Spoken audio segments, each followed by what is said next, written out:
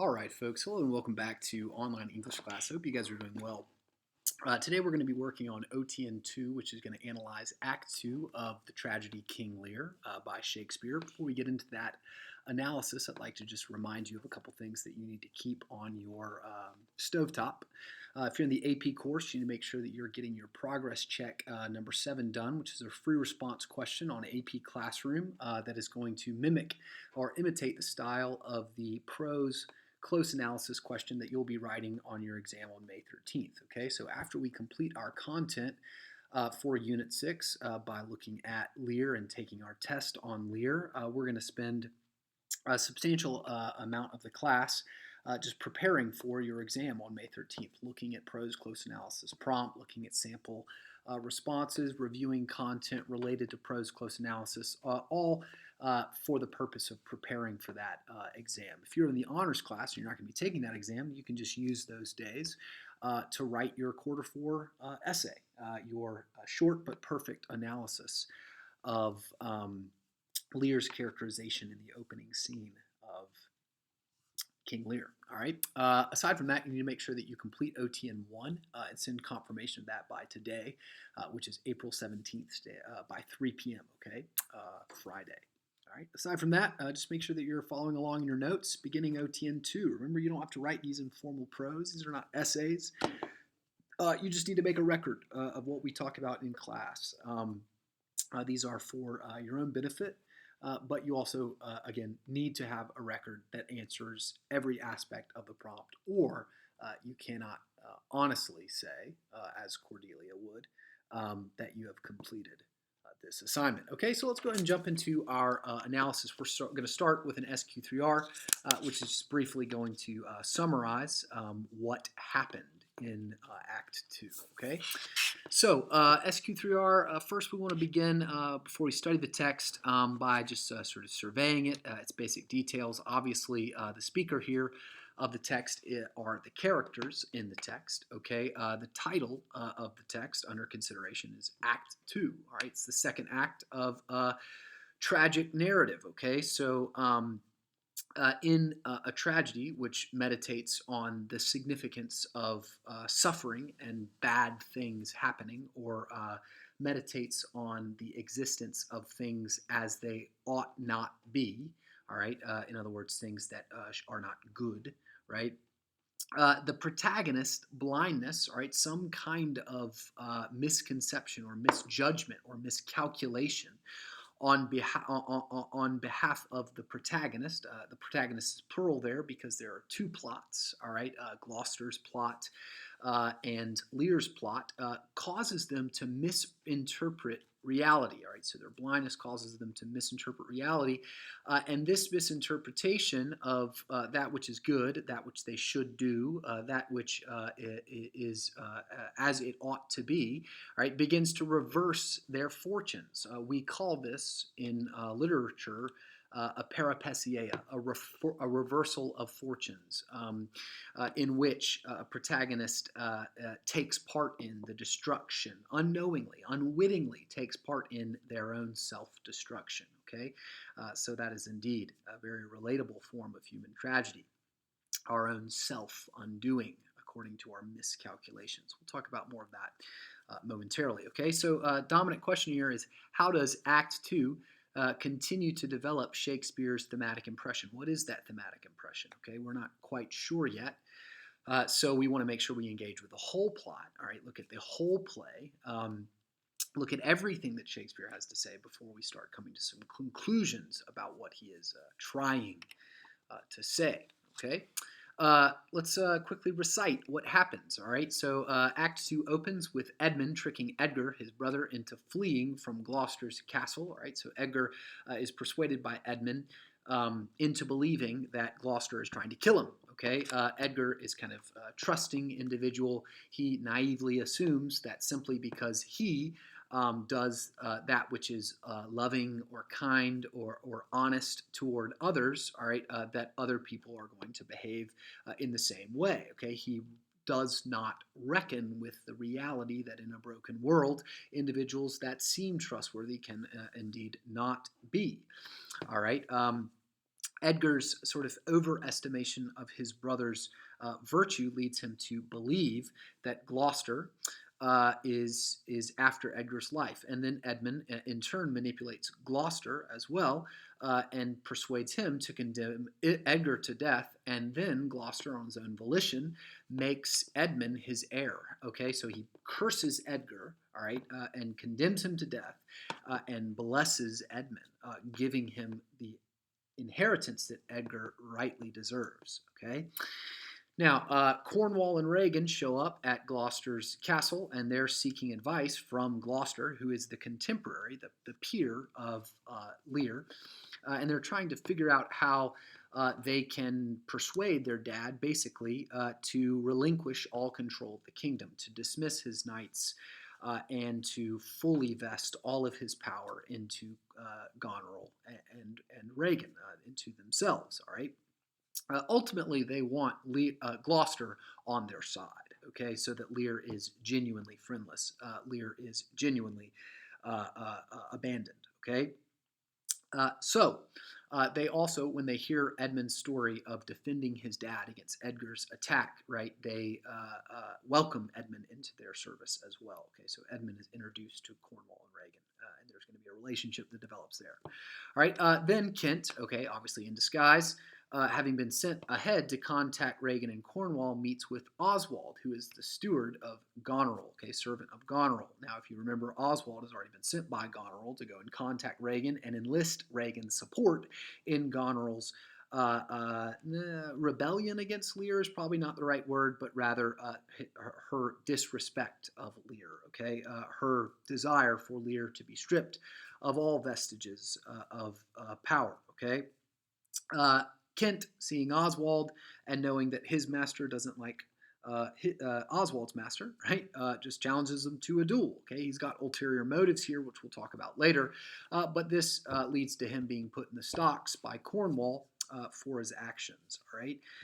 Okay, Edgar in scene 3 is depicted as fleeing from Gloucester's castle, and then he, like Kent, also has to kind of disguise himself. All right, so the list of characters who are in hiding or in disguise or have to run away grows by one. Right, Edgar joins that group of characters. Kent is another, and Cordelia is another, as a kind of outlaw of Lear. Okay, but Cordelia is going to return. Right, return of the king, return of the queen. Cordelia. Okay. Lear arrives at Gloucester's castle and is obviously angered by the fact that Kent, his messenger, has been imprisoned. It's another sort of expression of their disrespect of Lear. All right, he's not used to being treated in this way. He's used to having all, both himself and all those who represent him, treated with the utmost respect. And he's obviously not getting that anymore, okay, because he's not powerful anymore. He doesn't have what Goneril and Regan want, and therefore they don't need to treat him with any kind of respect, any kind of love, any kind of affection. Okay, Goneril arrives and she supports Regan's claim that Lear should dismiss his personal guard, and Lear goes nuts. All right, Lear goes crazy. All right, and another kind of transformation occurs. Okay, so the transformation of Edmund from bastard into inherited son, and Edgar from inherited son, acknowledged son, to sort of dismissed villain. The transformation of Lear sort of mimics that from powerful king, okay, to disrespected old man. All right, from a person living in the lap of luxury with all material comforts to not even having shelter from the coming hurricane storm. All right, from an individual who was in totalitarian, authoritarian control of everyone around him, to not even having control over his own wits as he begins to slowly lose his mind and drift into demented kinds of speech and behavior. All right. So, what I want to do now is talk about how Gloucester, Edmund, and Edgar are characterized in Act 1. All right, so our second task, now that we've completed our SQ3R, by reciting what happened there in Act 2, is to begin analyzing how the major characters are developed in the rising action. Right, so we're going to be working on this today as we look at Gloucester, Edmund, and Edgar, and then also in our next class on Monday as we continue to look at the dominant plot with Lear and how this subplot foils and helps develop Lear and the rest of the play's themes. Okay, so Act 2 begins, all right, with Edmund's transformation, okay, from disinherited bastard, okay, to acknowledged son, all right. In other words, he is blessed, and Edgar, all right, his brother, is cursed, okay. And Edgar, although naive, okay, although needing to develop as a character in order to learn how to apply his value system in a way that is actually beneficial for himself and also for his kingdom, his people, right? Is good, all right, and honest and loyal to Gloucester. We'll find that out for more as he sort of develops as a double of Cordelia, a sort of faithful child who loves his father and is faithful in serving his father and desires to protect his father from Edmund's deception, okay? And Edmund, on the other hand, like Goneril and Reagan, is materialistically minded, has a worldly ethical system that is based on the expansion of his own power, the expansion of his own comfort. He has no sort of duty to honoring his father or loving his neighbor. Rather, he is completely concerned with the sort of expansion of his own personal interest, okay, whatever that might be, all right? So Edmund, like Goneril and Reagan, just has a worldly value system, all right? Now, Edmund's worldly value system allows for him to have all kinds of sort of fluidity of behavior, and this leads to his temporary flourishing, right? He can lie to Edgar, and he can pretend to be virtuous, and he can pander to his father's needs, all right, to feel needed, right? If anything, an old father needs to feel or wants to feel is that he is still necessary, okay, that he still has a role, all right, to play, that he's still relevant. This poor old man Gloucester just wants to be useful, all right? And Edmund makes him feel that way. Daddy, father, father, help me, all right? Again, Edmund, his sort of materialistic ethical system allows him to have all kinds of fluidity in terms of the way that he behaves with respect to other individuals, other people, okay? Whereas Edgar is bound to be honest, all right? And that leads to him be like his suffering, right? Cordelia, very similarly, bound to be honest, right? And because she's bound to be honest, right, bound to be loving, bound to be truthful, all right, not bound, she cannot be duplicitous, all right, and maintain her moral integrity, okay? It doesn't mean that she's perfect. It means that she seeks for integrity, all right? She seeks to base her actions off a kind of integral approach to doing that which is good and right because it's good and right, right? Unlike Edmund, those characters, Edgar and Cordelia, they do not flourish, all right? They suffer for that, okay? And Edmund, again, persuades his dad that he was fighting for his dad's honor, that he was being the virtuous one, and Edgar indeed had in his unnatural purpose of killing his own father and taking his inheritance before his dad has died, which is obviously his intention, not Edgar's. Gloucester laps it up, right? Gloucester believes Edmund unequivocally, and this leads to this very important moment that establishes a very clear parallel between Lear and Gloucester.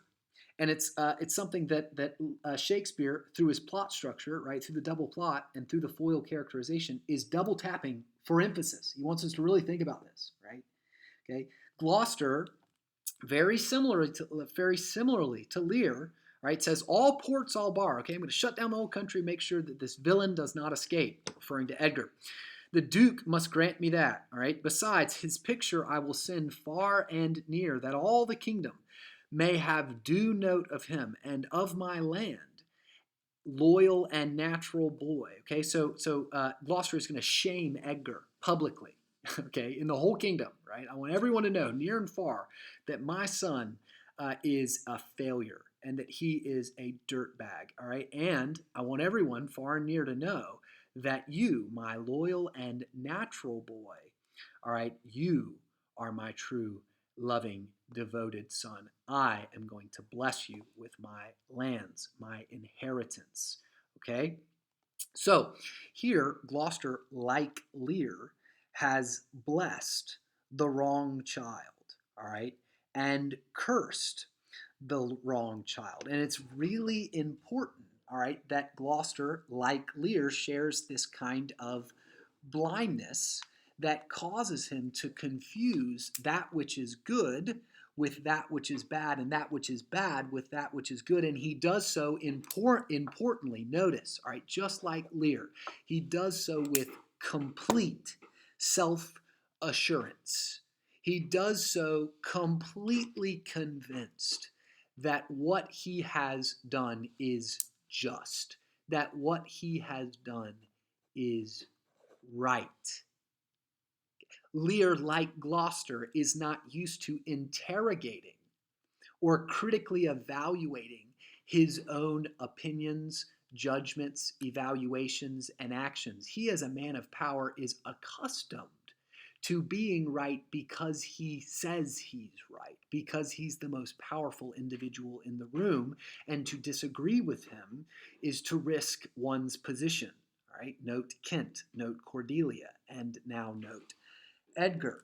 Okay, so the repetition, the parallel actions, all right, of these sort of self-assured, completely self-assured misjudgments, not only emphasize both characters' blindness, but sort of point to a deeper reality, a deeper anxiety, all right, at the core, a deeper brokenness at the core of life in a world that is not as it ought to be, that is inhabited by individuals that are not as they ought to be. Okay, let me say that again. It points to some of the brokenness, the depth of brokenness that is incurred, all right, by a world that is not as it ought to be, an environment that is not as it ought to be, that is inhabited by individuals that are not as they ought to be.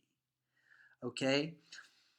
In other words, all right, on a basic level, Shakespeare is dramatizing the kind of tragedy, the horror of living in a world that is fallen, that is not right. Now, any person with a brain, not just a Christian person, all right, so I get that language, fallen world or sinful world, that's Christian language. But any individual understands that the world is not as it ought to be, that it is not just, okay, with a capital J, that it is not good with a capital G, all right, that there are all manner of injustices and wickedness is in this world, okay? And, all right, because that is so, because this world is not as it ought to be, and also we are not as we ought to be, things that seem true, okay, can be false, and things that seem good can be evil. Like, for instance, the proposition that my son Edmund is good, all right, which is a truth claim, it can be false. You can be wrong about that, dead wrong about that, all right? And things that seem good can be evil. And an individual like Gloucester or Lear who has beliefs, all right, these deeply held convictions, all right, that we stake our lives on, and that we necessarily believe to be true, elsewise they wouldn't be our beliefs, okay, that inherently it is an assertion it's a truth claim. It's an assertion that what you are saying, what you believe is right because you believe it to be true. All right, it can be wrong. All right, and moreover, you can be wrong and never know it or not know it. Okay, you can be dead wrong and not know it. You can be completely convinced that what you believe is true and not know, all right, not only that it's not true, okay, but you have been behaving in a way that reflects something false, something not good. Okay, so it's unlike, okay, going to a math class where the math is right, all right, and you learn the math rightly, and your teacher is correct and shows you how to solve the problems correctly, and then you show up on the day of the test, all right, and you perform the calculations incorrectly, all right. So that is a kind of misunderstanding that's not so great, but the responsibility is purely on the agent, all right? Purely on the person who misevaluated or miscalculated or misjudged things. But the broken world, all right, the world that we inhabit is one step worse than that. All right, because the agent, all right, it'd be like if a student went to a math class and the math was taught to them wrong, okay? The math was wrong on the board. And they sat beneath the teaching and they mastered concepts that they believed to be right that were simply not right, then performed calculations completely assured that what they were calculating were correct, and then, all right, were wrong. Okay, and they built a bridge according to their calculations, and everyone died. Okay, and there was great suffering. Okay, that is the reality of a broken world. That your convictions, an individual's beliefs, even if you are 100, 1000% convinced that those beliefs are just, that they reflect reality, that they are good, okay, that they absolutely can be wrong. And the raw material with which the moral agent uses to try and figure out what is good can be wrong too, okay?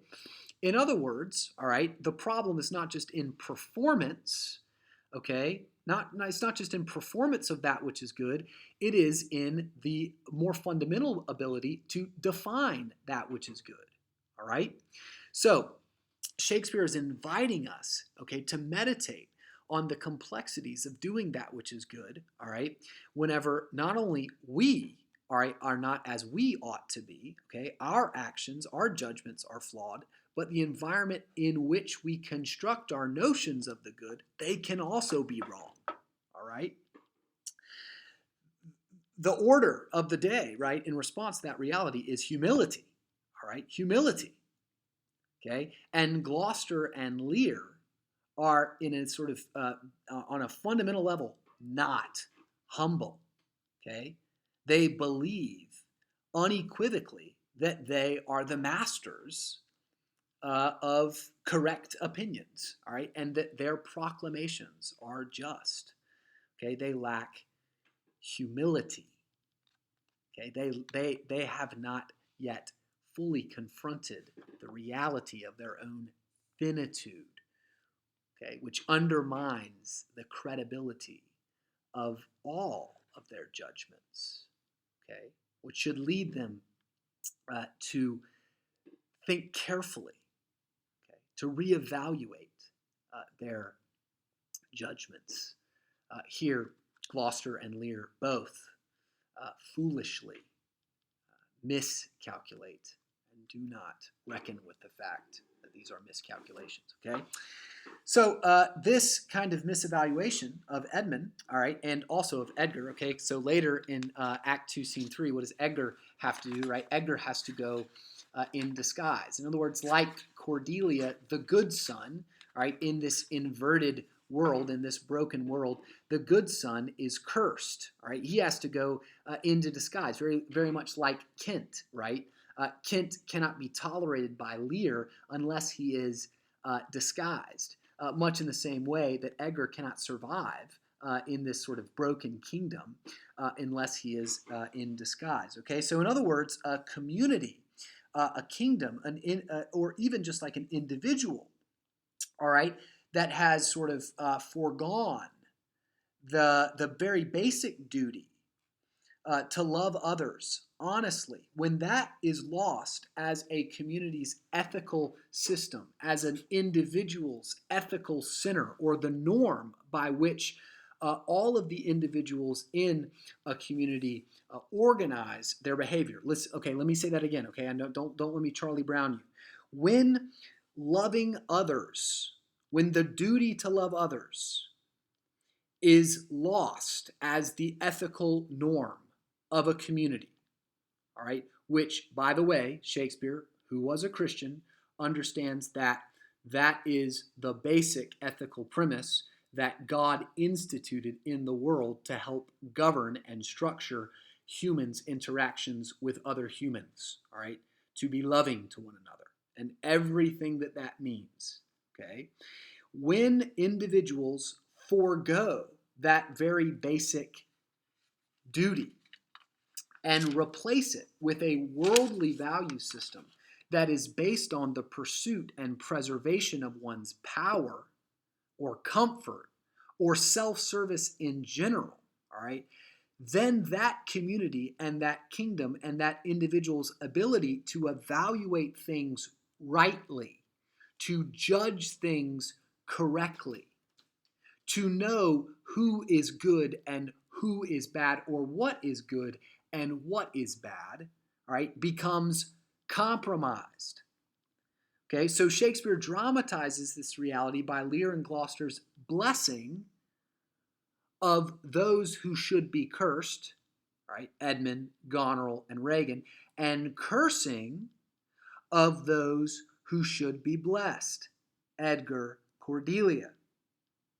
Okay, this is an illustration, all right, of the effect, both socially and individually, of a value system, a world that gets turned upside down when its ethical norms, all right, become disordered.